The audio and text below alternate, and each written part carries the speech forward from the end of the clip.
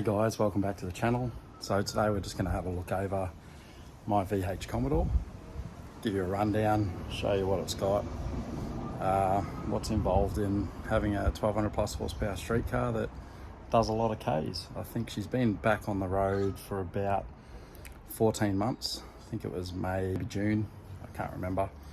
I torched a converter at Power Cruise prior, which obviously torched the gearbox as well, so that all got freshened up. New converter, gone with a PTC billet bolt together jobby, so it's an absolute weapon of a thing. It's made the car so much faster. We're obviously pushing through the last converter. This one is like a little bit tight, so it takes a bit to get on. You've got to sort of brake boost it and carry on to get it going, but once it goes, she goes. It's like being shot out of a slingshot.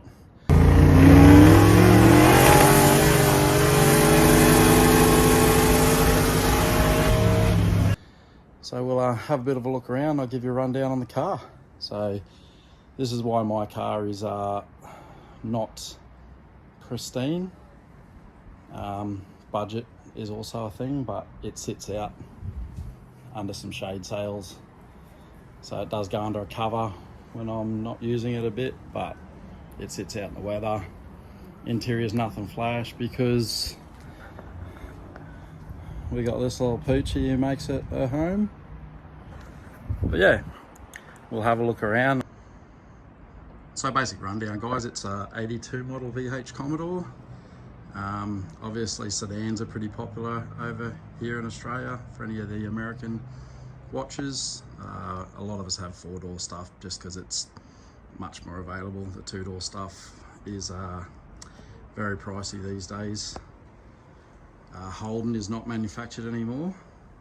This car is 40 years old, so you know, it's sort of my era car. I'm a 78 model, so Commodores are where my love is. Love the Tiranas, Kingies, hatchbacks, and all that sort of stuff, panel vans. I'd love a 78 Pano and a 78 hatch, but this is what I've got for the moment.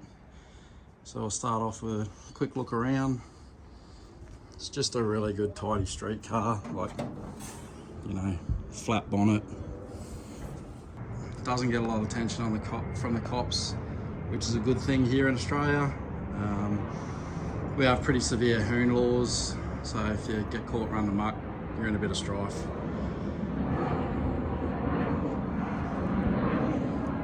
Just running a 17 by 5 inch OS drag with a 185 55, I think it is, 17-inch tyre, M&H Racemaster.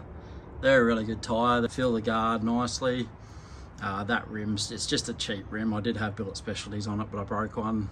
So I've gone to a cheaper, heavier, stronger wheel because this car does do a lot of street driving. Just got the VT brake upgrade in there. T4000 rotor I've just gone back to because I was having a lot of trouble with brake fade, as you'd expect. At the moment it's got Bendix Ultimate pads in there, but I want to go to a DBA Extreme pad, I think it is. Then on the back we run the Heroes 275 60. I got an 8.5 inch rim. It's a Street Pro, just I think it's 3.5 inch backspace. I've got a shortened 9-inch diff, obviously 35 spline. It's a True Track LSD, so once again very nice on the street. Those Heroes are unreal. They just work so well. I've absolutely toasted these ones because we did a couple of power skids on them at the track day, but it was a lot of fun. My 9-inch setup is pretty basic. So we just got some coilovers, any roll bar, got a track locator, some adjustable upper and lower arms. I've still got rubber bushing in the rear, or heim joint I should say, in the front. It's my transmission cooler. Not super happy with it. I might go to 2 smaller ones at some stage. Kind of gets a little bit hot. So currently just got a single 3.5 inch.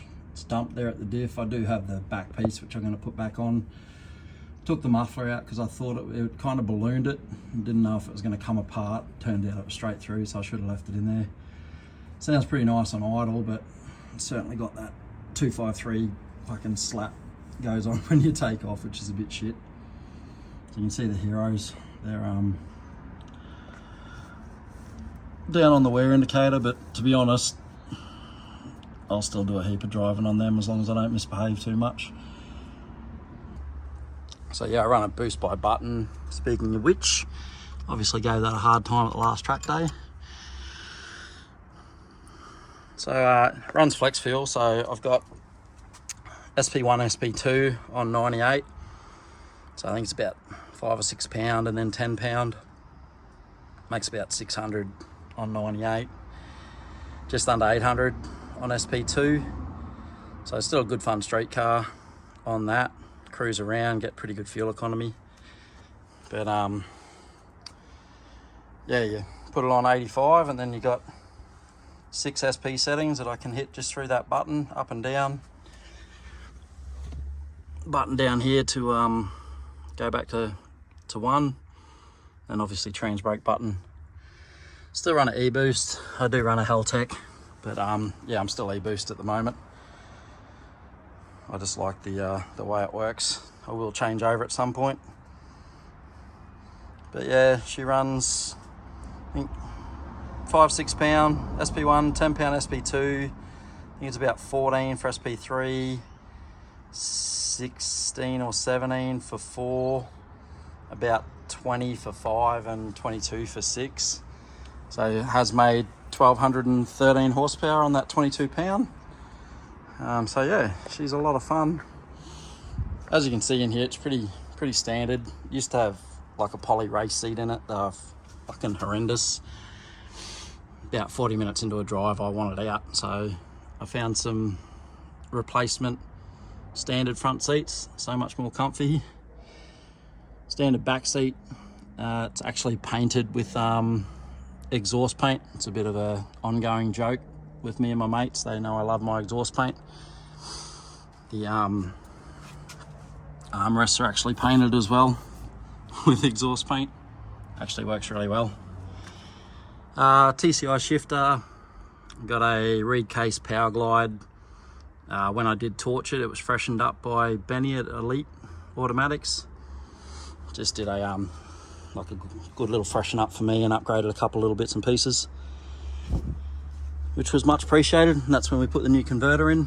Obviously I got the IC7 dash. Those things are just magic.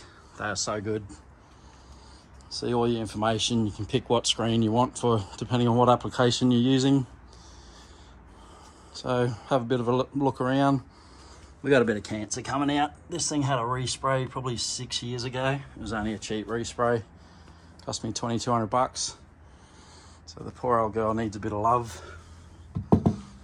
Bit of rust, you know, a few war wounds, but that's what happens when you use them.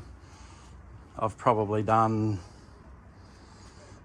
I don't know, 40,000 Ks in this thing over the last 5 years, I guess, since there's been a decent engine in it. These are the products I use. 1060 Newlon racing oil, bloody good oil. Try and change the oil in between 2,000 to 3,000 Ks, depending on what we're doing. Obviously, if you're going to go to an event, you're going to give it a hard time.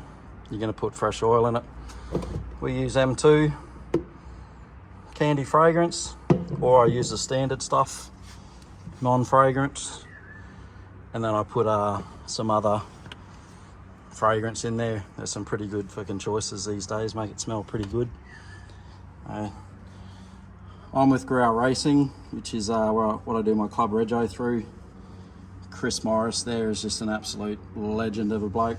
He's the one that put on the track day a few weeks ago that I took out just some like off-street racing. It was a great day. It was good fun. Always run a bit of tools, this and that. We have nitrous in there, but it's not hooked up. Obviously battery in the boot. Run a 70 litre custom tank It looks bigger than it is because I still have a tow bar. So there's room under there. My lift pump's under there. You can't see it. Then I run an AI system. So that's a triple pump system. It's got 3 525 Warbros in it.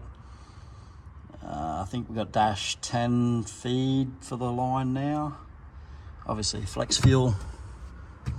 As I said, it, you know, for the amount of Ks this thing does, it's awesome. And then if you're gonna have the car off the road for a while, just throw some 98 in it, run it, and then you're not worried about chewing out fuel pumps and injectors and all that fun stuff. Mine has a split tub, so it's not mini tubbed, so it's just a factory tub that's had like a 2-inch strip. You can kind of see there to there. So you cut the tub out, move it across, add a 2-inch strip. To be honest, if I was to do it again, which I do want to, I'd get mini tubs done. If you're gonna do, unless you're trying to really keep that factory look, just do a mini tub. It's so much better. You get so much more room. Like my diff's slightly across, or my body's slightly across on the diff. So as you can see, it gets pretty tight over this side. Actually rubs when I've got weight, which obviously we like a bit of weight when we're misbehaving, when you've got this much power in a light car. And then over this side, we got quite a bit of room. So the diff needs to come over about 3 mil, but to be honest, I'd love to mini tub it and probably take another inch off each side. I've got plenty of room on the axles, so just a matter of getting it done at some stage, but it's on the list of things to do. The rear of the car, it's not an SLE. Mine's a bit of a bit, so like, as long as it looks good from afar, I don't really care. It's all about fun for me, not looks. I got a VB sort of vent grille. It's got VK glass rubbers because they're just cleaner. SLE bumper, that one's actually a VB VC. VH SLE taillights, which are the gun, they're the best looking lights in the business as far as I'm concerned. The whole rear end just looks fat. And then over here I've got a VH one. So, you know, I just like to keep all bases covered, I guess. Then we've got, what else have we got over here? Momo steering wheel. I've had that Momo steering wheel for probably 25 years. It was on one of my first VNs. As you can see, I had a Phoenix Red VN. So it was red. Once again, good old exhaust paint. Does the job. We got VK mirrors. Or VL mirrors, I'm not too sure which ones they are. Same thing, VKVL, non-power. Now we get into the business end. As you can see, when the bonnet's down, you can't really tell too much that what's going on. Kind of just see the intercooler poking through down the bottom there. I run a Plasma Man intercooler. It's 1200 horsepower rated, I think. It's a Pro Series, but it's only a 540 by 450 by 76, I believe. Kinda at the point where I either need to upgrade the intercooler or find some other way to cool the intake temps down if I'm going to push it some more. The idea for me when we do that is I'm going to run meth injection. So I still have my nitrous plate in here, which is just here. So hopefully at some stage I'll run a dry shot of nitrous just to help it come up on boost a little better. And we'll run methanol injection through there. We'll see how it all goes. Obviously it might be better running those further down the system so they charge through properly. But we will we'll address that when we do it. So obviously, as you can see, guys, like High Tool Performance do all my work. They look after my engine, keep it fresh, do all the maintenance on the car unless it's something that's not in their wheelhouse. Like as I said, the gearbox, Benny at Elite did that. Years ago when I first put a stock LS in it, the boys at Spot On did a bit of work for me, so I'd happily go back to them to get some like if I need any serious fab work or suspension work done that the boys at High Torque didn't really want to do, if they don't have time to do it or so on and so forth. But yeah, most of the time it's High Torque. Everybody knows I'm a HTP guy. So a bit of a rundown on the engine. We run a GDX Gen 2 50. So it's GDX 5020R, 88mm turbo. I run a 125 rear housing, I think it is. Probably a touch small, but for what I'm doing, street car stuff, it's pretty perfect. 4-inch dump. As I said, that goes down into a 3.5-inch exhaust. Needs to be upgraded. I need to go to a 4. It's just a cheap radiator in it. So as you can see, Spot On did the shroud for me. Pretty clean thing, and that's been in there for, geez, I reckon 6 or 7 years now. Been through a couple of fans. Run a Mazia water pump. The engine is a 434 LSX. So the old style, good block. A lot of people are running the Dart blocks now.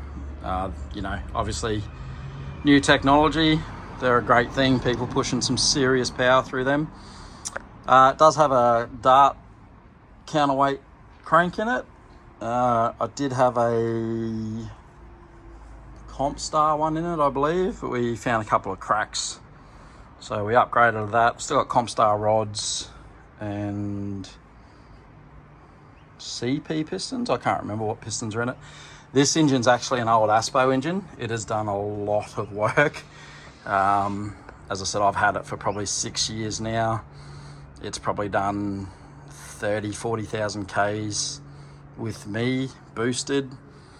Used to have a 47 on it, upgraded to a 50.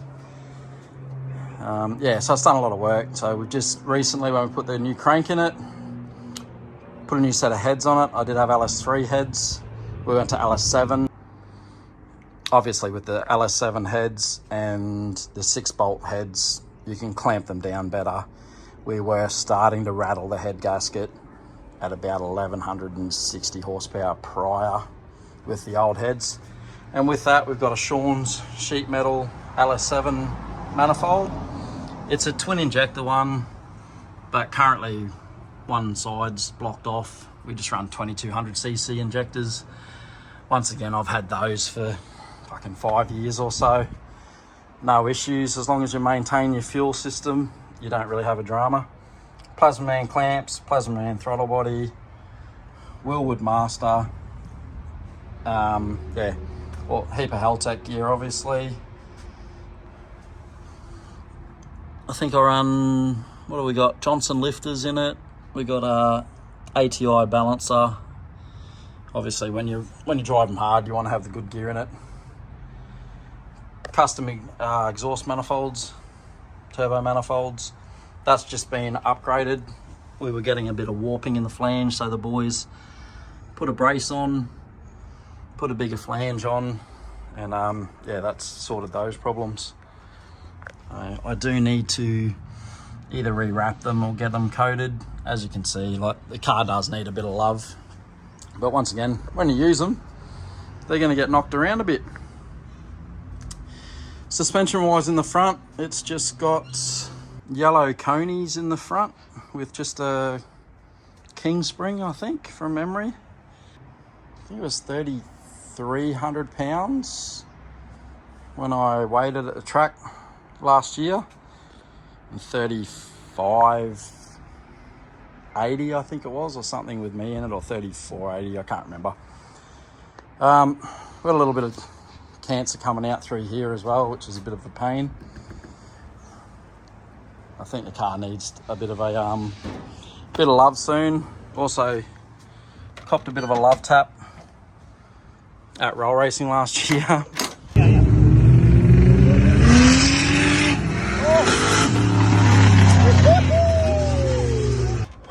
But my mate's sorting out a couple of doors for that, and I think his painter's going to respray the whole side, so she'll probably look pretty fresh along there. The car's gone a best of 9.0 at only 135 mile an hour. It went 127.58 to the 8th mile on a 1,560 foot. It was a bit of a hot, shitty track, and I got out of it about 3/4 track because I thought I heard a noise. I'm thinking it was just an overboost flutter.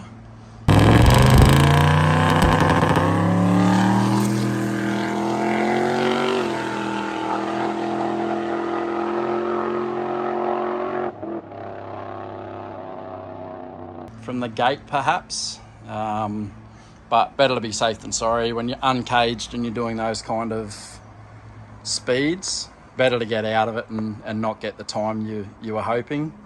Unfortunately, I got on the brake instead of just rolling through it. Probably would have done my 8, but look, to be honest, it is what it is. We would always rather that than actually have an accident. You know, you're kind of pushing the friendship when you're looking at a car that's probably going to do high 150s into the 160 mile an hour. If you did have an acco like that, you know, it's going to hurt. You're going to be lucky to walk away without sustaining pretty bad injuries when you're uncaged. I will get up caged at some stage, but you know, once again, with the way the prices of things have gone, you know, like to cage it and to go racing these days, you're looking at probably 15 grand, you know, 7 odd grand for a cage to get one really, you know, really nice tucked cage. I'm a big lad, so I need it to tuck.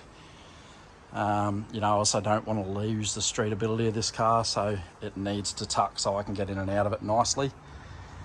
And you know, then you got parachute mount, all your racing gear, your helmet, your suit, all that sort of shit, tech, blah blah blah. And then you got to go racing, which costs you money as well, so you got to have the budget to do that. Like, I'm happy to just sneak out there every now and then, try and get the number I want.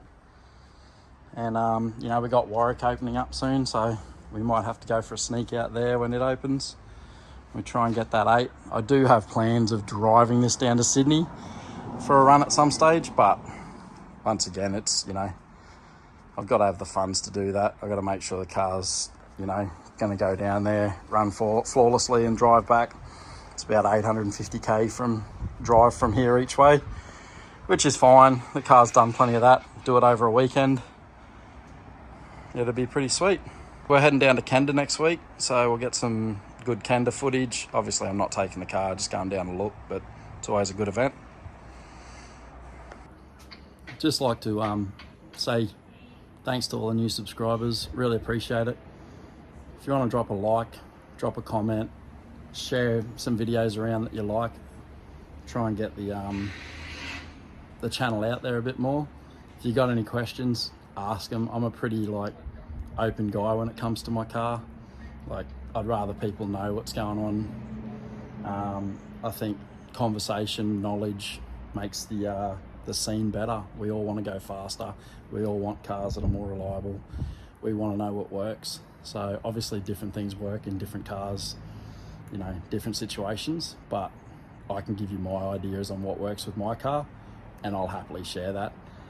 So if you've got any questions, just fire away down here, and I respond to pretty much everything I can.